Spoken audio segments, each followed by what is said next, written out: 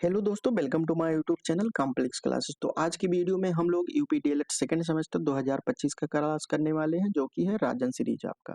और सब्जेक्ट की बात करें तो ये हिंदी है, और इसमें जो है ये प्रैक्टिस सेट नंबर जो है ये 11 नंबर का है। जो कि आज की वीडियो में जो है बिल्कुल आपका ये राजन सीरीज हिंदी का जो है ये बिल्कुल द एंड हो जाएगा, यानी पूरी तरह से ऑब्जेक्टिव पर्सन, उसके बाद में शॉर्ट आंसर टाइप क्वेश्चन और लघु उत्तरीय पर्सन जो है बिल्कुल लॉन्ग आंसर टाइप क्वेश्चन, यानी बिल्कुल पूरी तरह से आपका राजन सीरीज समाप्त हो जाएगा आज की वीडियो में। और इसमें जो है आप लोगों को पता ही है 2016 से लेकर 2023 तक के जो है प्रश्न देखे जाते हैं। और इसका जो है आप लोग पीडीएफ प्राप्त करना चाहें तो टेलीग्राम चैनल से जुड़ सकते हैं, ठीक है। और इसका जो है संपूर्ण पीडीएफ ऑब्जेक्टिव का, लघु उत्तरीय और अति लघु उत्तरीय का जो है यहाँ पे हम शेयर कर देंगे। तो इसके लिए जो है आप लोगों को करना है कि वीडियो को जो है अधिक से अधिक जो है लाइक करिए, और उसके बाद में अपने दोस्तों के पास शेयर भी कर दिया करिए। तो चलिए आप लोग लास्ट तक जो है वीडियो में बने रहिएगा, हम लोग जो है एक एक करके यहाँ पे देखते हैं। यहाँ पे जो है हम लोग सेट जो है ये 11 नंबर का है, ठीक है। और ये जो है अगर यहाँ पे हम बात करें 61 नंबर 60 नंबर तक जो है हम लोग कंप्लीट कर चुके हैं। तो यहाँ पे दिया हुआ है कि वाक्य के प्रमुख प्रकार बताइए। वाक्य जो है कितने प्रकार के होते हैं? व्याकरण के अनुसार वाक्य जो है आपके हिंदी में जो है 3 प्रकार के होते हैं। अब कौन कौन से होते हैं इसको हम लोग देखते हैं थोड़ा।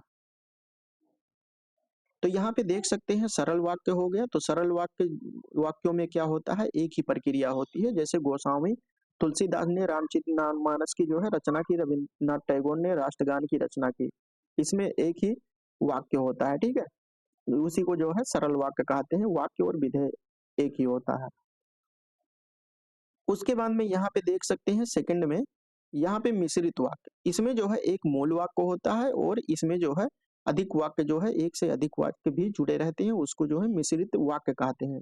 जो कि यदि, तो, जो, कि, सो, इन सभी से जो है जुड़े रहते हैं। जैसे यहाँ पे है, घंटा बजते ही शिक्षक कक्षा में आ गए और विद्यार्थी उठकर खड़े हो गए और अध्यापक को जो है अभिवादन किया, ये मिश्रित वाक्य हो गया।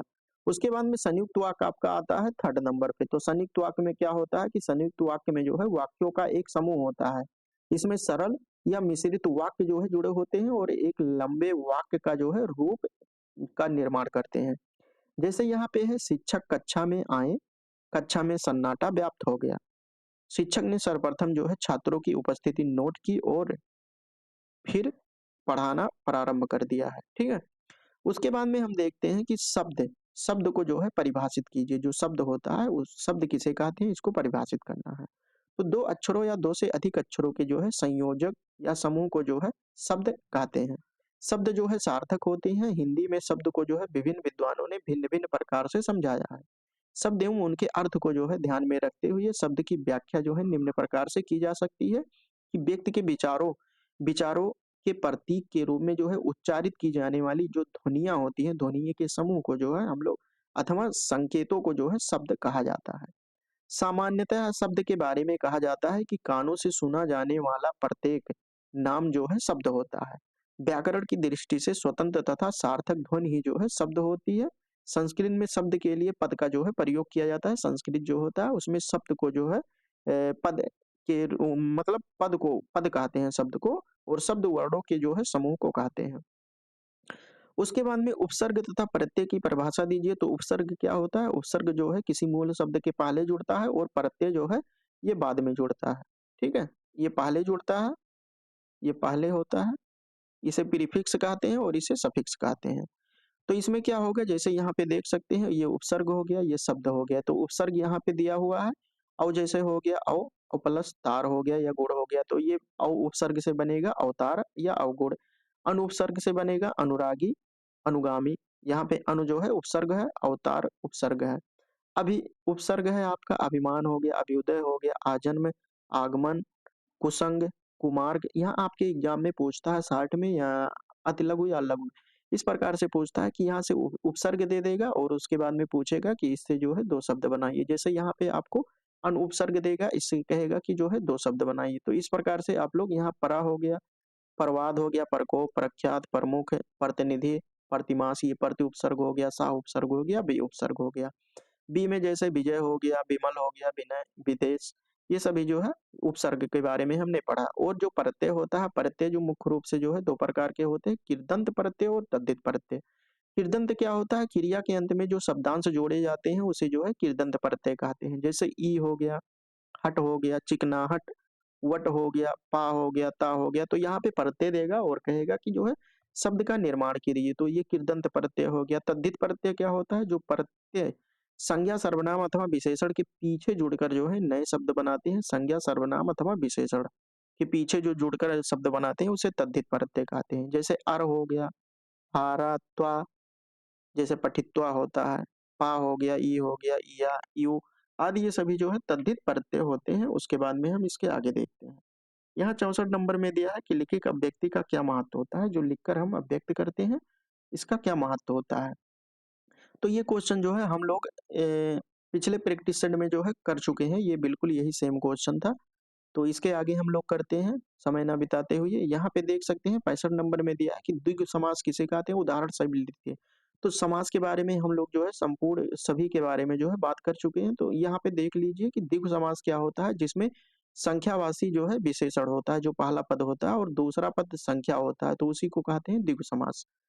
अब यहाँ पे देख सकते हैं द्विगु समास दो प्रकार का होता है, जिसमें समुदाय या समाहार का बोध होता है और उत्तर पद जो है प्रधान होता है। जैसे त्रिलोकी यहाँ पे संख्यावाचक है, तिरंगा हो गया, त्रिभुवन हो गया और अष्टाध्यायी।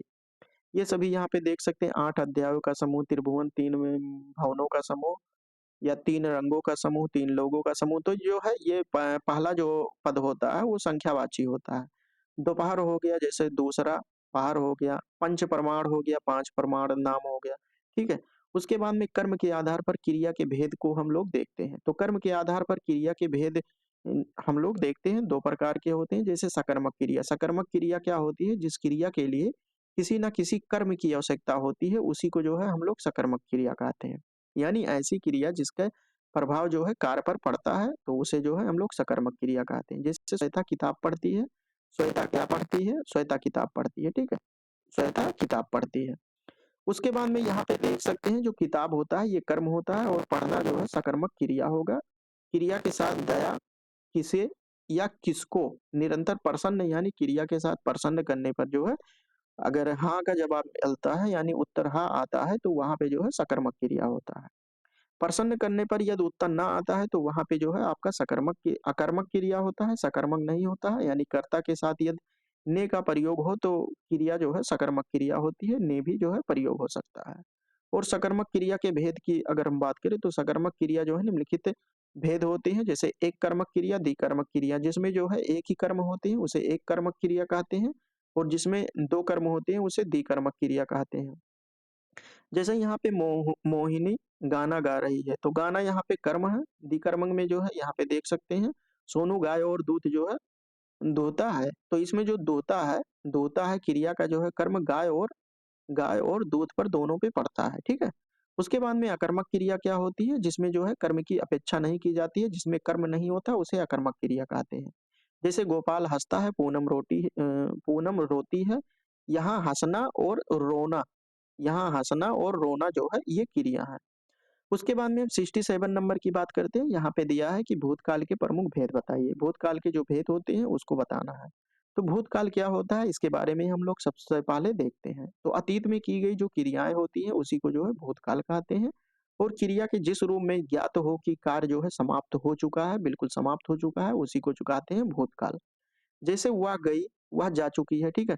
मीता सो गई, चिड़िया उड़ गई। यहाँ पे गई ई आ का बोध होता है, ठीक है? उसे भूतकाल क्रिया कहते हैं जो जो है अतीत का बोध होता है। उसके बाद में भूतकाल के अगर भेद देखें तो सामान्य भूतकाल में क्या होता है कि क्रिया के जिस रूप में सामान्य रूप से भूतकाल का जो है बोध होता है उसे अर्थात साधारण रूप से बीते समय का जो है पता चलता है, तो उसको जो है सामान्य भूतकाल कहते हैं। जैसे वह गई, राजा ने रोटी खाई, विद्यालय का उद्घाटन हुआ, बच्चों ने पुस्तक पढ़ी। तो ये जो है सामान्य भूतकाल के अंतर्गत इस प्रकार से आपका वाक्य बनता है। अपूर्ण भूतकाल क्या होता है? इसमें जो है क्रिया भूतकाल में जो है शुरू हो चुकी होती है लेकिन वह अभी भी जो है ना हुई हो, अभी पूरी जो है कंप्लीट नहीं होता है, यानी शुरू हो चुकी रहता है लेकिन कंप्लीट नहीं होता है, तो उसको जो है यानी अर्थात जो है चल रहा होता है, तो उसे अपूर्ण भूतकाल कहते हैं। जैसे एकता पढ़ रही है, मोहन जा रहा था, शोभा गीत गा रहे थे, ठीक है? तो ये अपूर्ण भूतकाल हो गया। उसके बाद में कर्म के आधार पर क्रिया के भेद, ये हम लोगों ने देखा सकर्मक क्रिया, अकर्मक क्रिया के बारे में इसके पहले। अब हम 67 नंबर की बात करते हैं, भूतकाल के प्रमुख भेद बताइए। तो भूतकाल के प्रमुख भेद तो अतीत में की गई वही है, सामान्य भूतकाल, अपूर्ण भूतकाल, पूर्ण भूतकाल, ये बिल्कुल वही क्वेश्चन था, ठीक है। यहाँ पे एक्स्ट्रा दिया है कि आसन्न या तत्कालिक भूतकाल, जब क्रिया शीघ्र ही जो है पूर्ण होती है तो उसको आसन्न या तत्कालिक भूतकाल कहते हैं। जैसे प्रीति अभी गई, सोनिया गई थी। और संदिग्ध भूतकाल क्या होता है, इसमें जो है संदेह बना रहता है, यानी कार्य अभी पूरा हुआ है या नहीं हुआ है, उसमें जो है संदेह बना रहता है। जैसे वह प्रयागराज चली गई होगी, ठीक है। प्रकाश लखनऊ पहुंच गया होगा, तो यहाँ पे ये संदिग्ध भूतकाल होता है। हेतु हेतु मद भूतकाल क्या होता है, जिस क्रिया में यह मालूम होता है कि क्रिया भूतकाल में होने वाली थी पर किसी कारण से जो है नहीं हो पाई है, तो उसको जो है हेतु हेतु मद भूतकाल कहते हैं। जैसे वह परिश्रम से जो है पढ़ती थी तो फेल ना होती, ठीक है। यदि वह जागते रहते तो चोरी ना होता। तो यहाँ पे जो है क्रिया से यह मालूम हो कि क्रिया भूतकाल में होने वाली थी पर किसी कारण से जो है नहीं होती है। वह परिश्रम से पढ़ती थी तो फेल ना होती, ठीक है। उसके बाद में है यदि वह जागते रहते, यानी जागते रहते तो जो है चोरी नहीं होती। उसके बाद में वाक्य रचना की जो है क्या विशेषता होती है, इसको बताना है। वाक्य रचना, जब हम वाक्य की रचना करते हैं तो उसकी विशेषता क्या होती है, इसको हम लोग देखते हैं। तो यहाँ पे दिया है कि प्राथमिक कक्षाओं में वाक्य रचना का जो है विशेष महत्व होता है। छात्र जब तक जो है शुद्ध वाक्य बनाना नहीं जानते हैं तब तक जो है बड़े निबंध नहीं लिख सकते हैं। हिंदी वाक्य रचना की जो है कुछ प्रमुख विशेषताएं हैं जिनका उल्लेख यहाँ किया गया है। वाक्य रचना की निम्नलिखित विशेषताएं हो सकती है, कौन कौन से, जैसे शब्दों का क्रम का ज्ञान होना चाहिए, स्पष्टता होनी चाहिए, आकांक्षा वाक्य की सामर्थ्य सामर्थ्य और मधुरता, वाक्य ठीक से जो है रचे हुए हों, और उसके बाद में अनुच्छेद की जो है सरलता वाक्य होना चाहिए। अनुच्छेद जो है कि सरलता वाक्य पर होना चाहिए, यानी सरल वाक्य होना चाहिए। तो अब यहाँ पे जो है आप लोगों का जो है बिल्कुल द एंड होता है। इस प्रकार से आपका हिंदी जो है एकदम से खत्म हो गया है। उसके बाद में अगर प्रीवियस ईयर क्वेश्चन पेपर आप लोग देखना चाहें ऑल सब्जेक्ट का, तो आप लोग जो है चैनल पर जाकर देख सकते हैं, और हिंदी का जो है प्रैक्टिस सेट, ये प्रीवियस ईयर क्वेश्चन जो है आप सभी लोगों को प्लेलिस्ट जो है मिल जाएगा, उसको जो है आप लोग जाकर देख लीजिए। एग्जाम टाइम पे केवल आप लोग प्रीवियस ईयर क्वेश्चन देखिए, ये राजन सीरीज पढ़ने की कोई आवश्यकता नहीं है, क्योंकि वही रिपीटेड क्वेश्चन बार बार आपके एग्जाम में देखने को मिलता है, ठीक है। तो इस प्रकार से हम लोगों ने जो है राजन सीरीज हिंदी का जो है बिल्कुल द एंड कर चुके हैं आज की वीडियो में। और इसके बाद जो है हम लोग देखेंगे नया वीडियो कुछ इसके आगे करेंगे। और ये पीडीएफ जो है आप सभी लोगों को जो है टेलीग्राम चैनल पे जो है मिल जाएगा, वहाँ पे आप लोग ज्वाइन कर लीजिए अगर लेना चाहते हैं। नहीं तो राजन सीरीज से आप लोग आराम से पढ़ सकते हैं। वीडियो समझ में आया हो तो लाइक कर सकते हैं, सोशल मीडिया से आप फॉलो कर सकते हैं। और अगर कोई तैयारी कर रहा है तो उसके पास जो है मैं चैनल ये भेज सकते हैं वीडियो। और अभी तक जो लोग चैनल को सब्सक्राइब नहीं किए हैं, सब्सक्राइब कर सकते हैं। तो चलिए दोस्तों, हम लोगों का आज के वीडियो में जो है हिंदी का राजन सीरीज बिल्कुल ए टू जेड कंप्लीट हो चुका है, ठीक है। इसका जो है मैराथन भी आप लोगों को जल्द ही प्राप्त हो जाएगा। तो चलिए दोस्तों, हम लोग इसके कल के वीडियो में मिलते हैं, तब तक के लिए जय हिंद जय भारत।